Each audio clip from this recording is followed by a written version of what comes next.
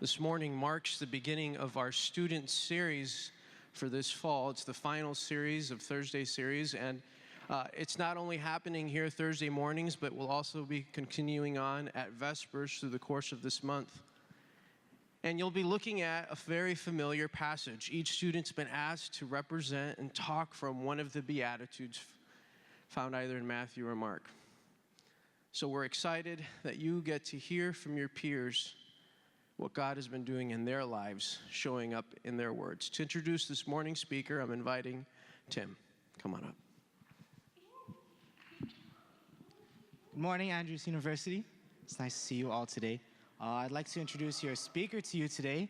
Her name is Kelly Gabriel, and she is, among our students, a marketing major. She hails from Chicago, is an avid Chicago sports fan, and she loves photography and loves even more Andrews University.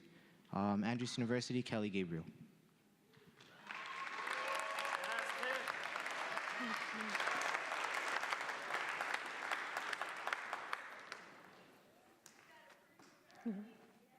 Hello. Good morning, Andrews University. It's so good to see you guys today. I honestly really miss seeing you guys because this year I've tried to stay more in my room and study and stuff, and I hate it because I can't walk through the student center and see you anymore, so this is really great. Yes, good morning. It's an honor to be here to speak to you for chapel today. I want to thank Adrian Magsipuk, our AUSA Religious Vice President, for asking me to do this today. It's an honor and a blessing to do this. And like Tim said, my name is Kelly Gabriel, and I'm from Chicago, and I love Chicago sports. Woo! Yeah, okay, 2 of you. That's good. And I've been at Andrews for the past 5 years. I have 2 younger brothers at home, and also in my home there are 10 other people, so I have a big family, and we all live together.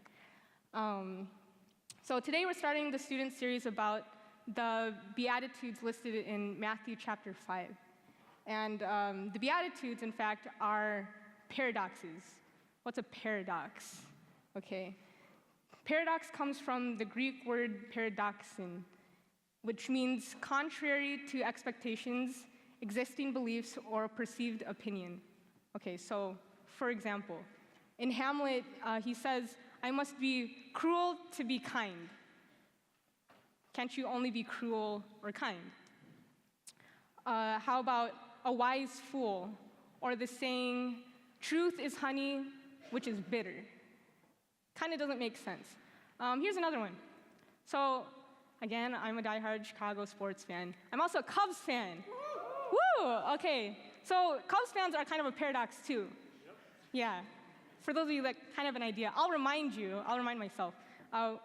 It's been 106 years since we won a World Series championship, okay? However, you still have people from Chicago, and even some places around the United States too, that are still diehard Chicago sports fans, Chicago Cubs fans, okay?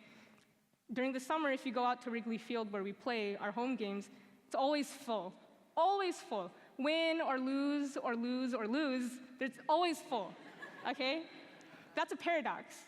Doesn't make sense, but it's true. We are there. Okay? So there are paradoxes written in the scripture as well. Take, for example, one of my favorite verses in 2 Corinthians. If you have your Bibles, you can turn there so you can read it for yourself too. It's 2 Corinthians 12, 8 through 10. And it says, "3 times I pleaded with the Lord to take it away from me. But he said to me, 'My grace is sufficient for you.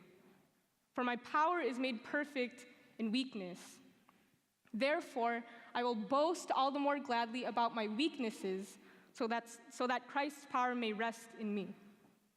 That is why, for Christ's sake, I delight in weaknesses, in insults, in hardships, in persecutions, in difficulties. For when I am weak, then I am strong.'" That's interesting. Who likes to boast about their weaknesses or their insecurities or when they're persecuted for something or when they're insulted? Who delights in those things? Nobody. not really. But the Bible's telling us that when we feel these ways, that's when God can come in and be strong in us. So here's another one. The first beatitude, the one that we're going to talk about today. It's Matthew 5:3, and it says, "Blessed are the poor in spirit, for theirs is the kingdom of heaven." The richness of his grace was meant for the poorest in this place. The richness of his grace was meant for the poorest in this place. And so, what does poor in spirit mean? In Thoughts from the Mount of Blessing by Ellen White, to be poor in spirit is for one to know they cannot possibly save themselves or of themselves do any righteous action. They're the ones who appreciate the help that Christ can bestow. So to be poor in spirit is to realize and be real about the lowness, about the dirtiness, about the helplessness that we have.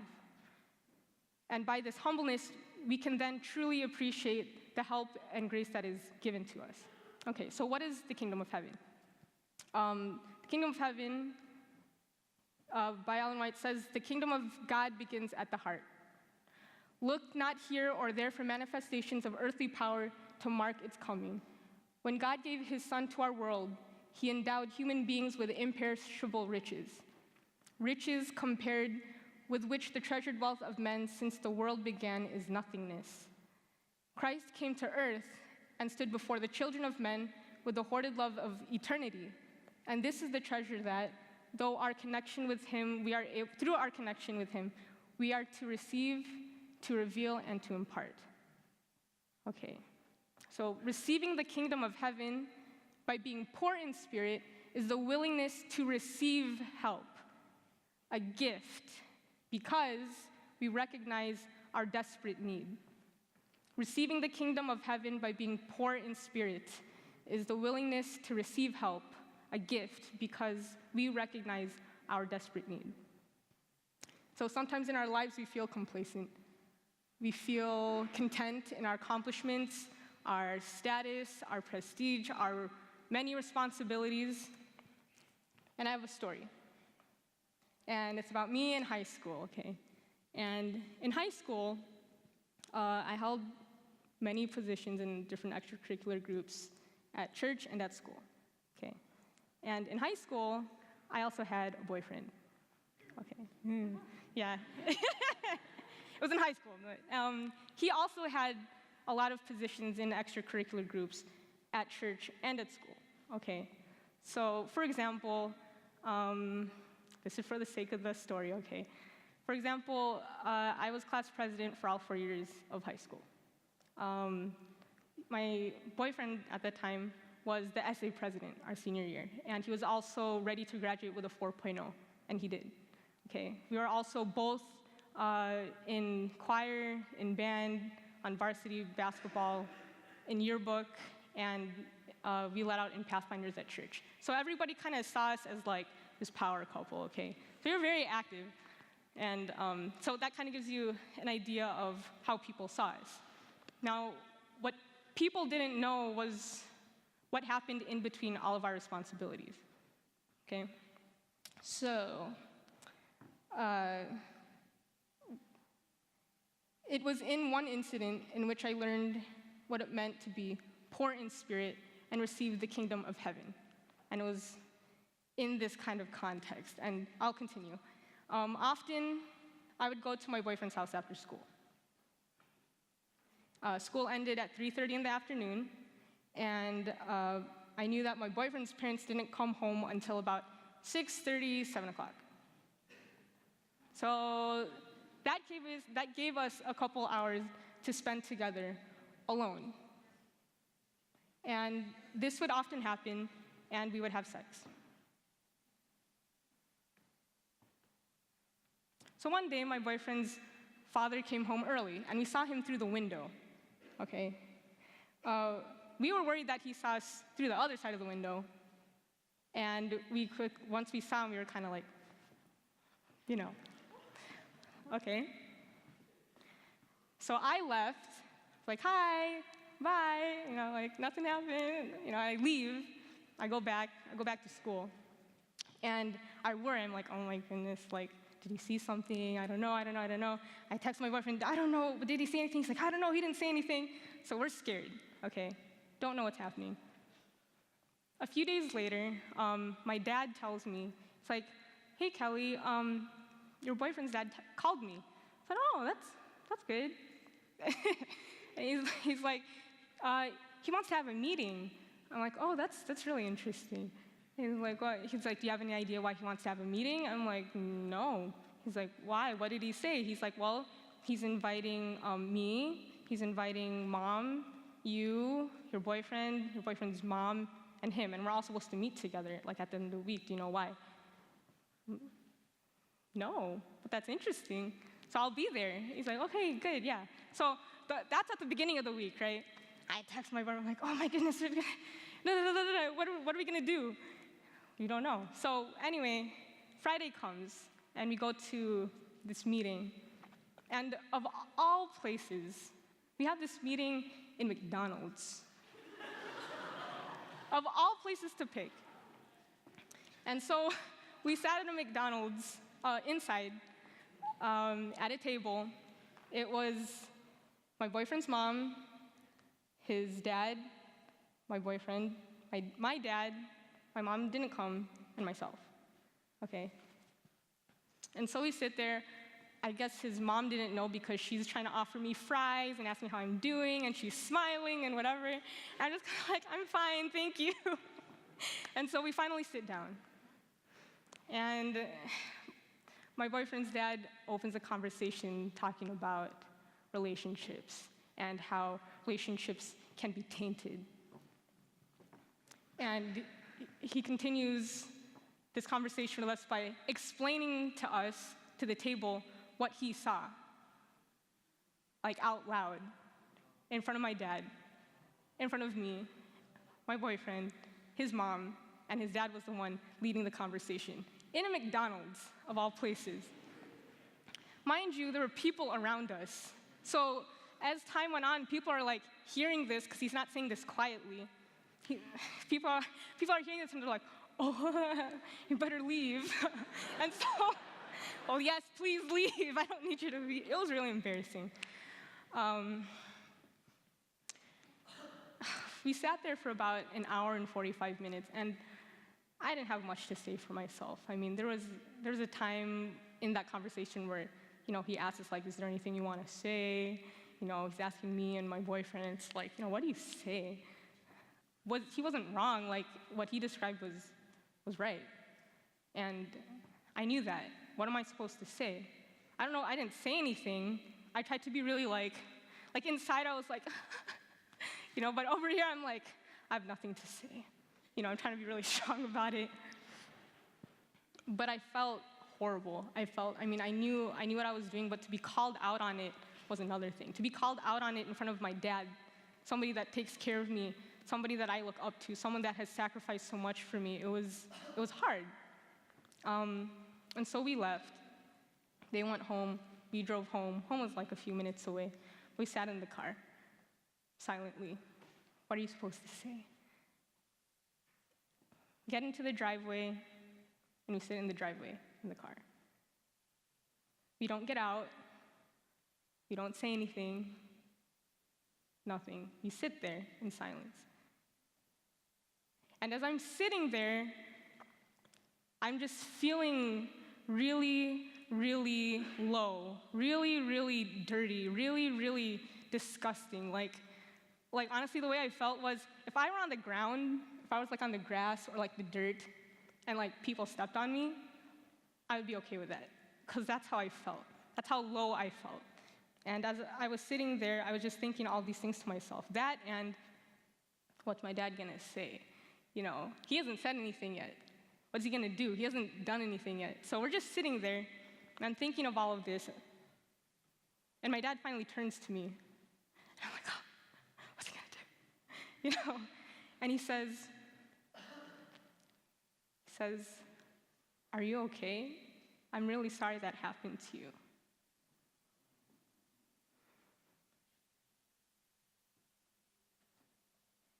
And it was at that moment that I understood what grace is, what mercy is, and I understood how much my dad loves me. The thing is, I wouldn't have understood that if I didn't already feel so low. You know what I mean? If I came home from school like any other day, my dad asked me, "Are you okay?" I'd be like, "Yeah, I'm fine." I wouldn't appreciate it as much. But because I was in such a low state, because I already felt so low, honestly, for him to turn to me, the person that can discipline me the most, he has every reason to, I don't even know, to discipline me in any way. Anyway, he didn't. He said, "Are you okay? I'm sorry that happened to you." And we sat there and I cried. Of course I cried. I'm sitting there, I'm crying in the car and he's holding me and everything, and I just didn't know what to feel. But what I learned now is that that's what it's like to be poor in spirit. And so this radical treatment of how my dad treated me, it changed my heart too. I didn't want to go back to what I was doing. I understood how important it was to appreciate my father in that sense. And so what does this mean for you? What is a practical application? Blessed are the poor in spirit, for theirs is the kingdom of heaven. If someone knew how to get the kingdom of heaven, or if someone knew how to get this amazing gift or this great thing, if you knew how to get this great thing, wouldn't you want to tell somebody? Be like, "Hey, Melissa, this is a really great thing. Like, I got to tell you about it." Yeah. And then you go and you're really excited and you tell them. When I was asked to participate in this series, my first reaction was, "Yeah, but I want to tell the story about my dad." And the reason why is because this particular event in my life hit me really hard. I mean, it's not "Oh yeah, I graduated with all of these different things," or it's not a nice story. It's a very bad story about me. Why would I want to share it? The reason why I want to share it is because of the point at the end. I mean, it's hard to explain it, but I will never forget that story. I'll never forget what that felt like, because I know I didn't deserve it. It wasn't telling my dad, "Hey dad, I completed a whole event. I did Fall Fest at school. Aren't you proud of me?" It wasn't one of those things. My dad still loved me through me doing something so bad, and that's what impressed me the most. In Genesis 50:20, it says, "But as for you, you meant evil against me, but God meant it for good, in order to bring it about as it is this day, to save many people alive. What Satan meant for evil, God meant for good." So friends, Andrew's family, the truth is that we're all human. We're all poor in spirit. But sometimes we become so prideful in ourselves, in our positions, in our responsibilities, in our prestige, in the high things that we hold, that sometimes we bypass our poorness and stay contented in our self-made righteousness. The true riches, God's rich grace, was meant for the poorest in this place. Being poor in spirit leaves us at a point where we are totally vulnerable. I know we don't like hearing that word. Leaves us totally vulnerable and finally available to receive these blessings that God is trying to give us every day. He is ready to hold us and cry with us when we humbly come before him poor in spirit, just like my dad did. And it is when we realize the mercy we desperately need that we then receive the kingdom of heaven. And so the Beatitudes, like my father showing me compassion when I didn't deserve it, when I least deserved it, like Chicago Cubs fans who root for a losing team of 106 years, all these things are paradoxes, okay? Jesus calls us to be poor in spirit, so in our hearts, we are available to receive the rich blessings that he has ready for us. He calls us to recognize our poorness so that we can receive his richness. Don't you want to be rich in Jesus? So I challenge you, Andrews University, to be real with yourself about your poorness in spirit. It's hard, but let go of your pride. That's something I struggle with all the time. Let go of your pride. Stop fighting to become the greatest without first coming to the feet of Jesus. Because you'll go from there into his loving arms where he says, I'm sorry that happened to you. And he holds you. And it is there that we can truly be rich. My grace is sufficient for you, for my power is made perfect in weakness. Therefore, I will boast all the more gladly about my weaknesses, so that Christ's power may rest on me. That is why, for Christ's sake, I delight in weaknesses, in insults, in hardships, in persecutions, in difficulties. For when I am weak, then I am strong. The riches of his grace are meant for the poorest in this place. Blessed are the poor in spirit, for theirs is the kingdom of heaven. Thank you.